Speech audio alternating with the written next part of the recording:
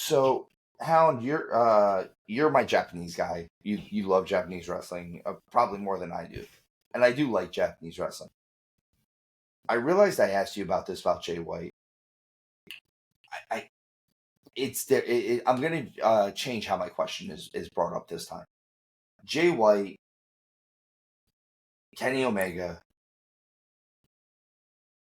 the majority of these guys that have come that have been huge stars in New Japan, Okada even.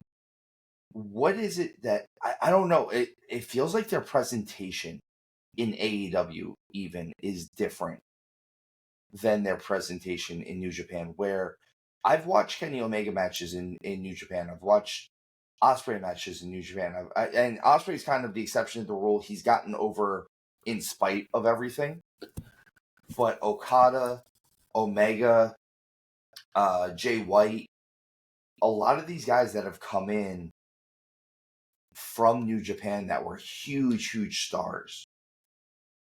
And I've watched their stuff over there and they felt like huge stars. When they got here, it just doesn't feel like it's clicking on the same level. I realize how good Omega is. I'm not taking that away from him. I realize how good Ospreay is, and I realize how good Jay White and Okada are. I'm not questioning their ability. I'm asking why it doesn't feel like they're on the same level here that they were there, given the circumstances.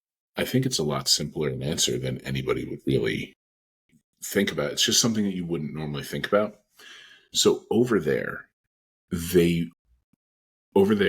Japanese wrestling, New Japan, DDT, and Pro Wrestling Noah. Pro Wrestling Noah. So let's just say that those are the big three. I know we're missing at least one more. It's There used to be All Japan. And I think All Japan is still kind of around. All Japan gets passed around kind of like the NWA does now at this point, unfortunately. So over there, you're now talking about the folks who are the top over there. They come to this new market. Well, they're superheroes over there. But over here in this market, we still already have Roman Reigns. And that's really all it is they were the Japanese pro wrestling foil of that. But you bring them here, it's not going to hit the same. It just isn't, because first off, none of them landed in WWE.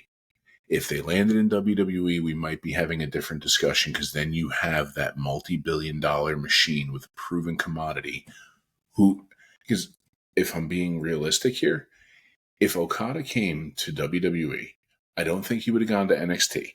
But with the tutelage and time with Triple H took a year and teasing the arrival and everything else, he arrives as an honest-to-God real threat to Cody and Roman. He really does. I think Same so. with an Omega. Maybe not so much Ospreay and Jay White, but Jay White. That's the thing. I think Ospreay and Jay White would have ended up in NXT, but I don't know. I think that's really it.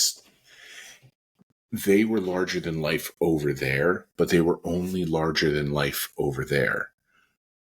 We're going to say Roman Reigns because he's the top of the mountain for this.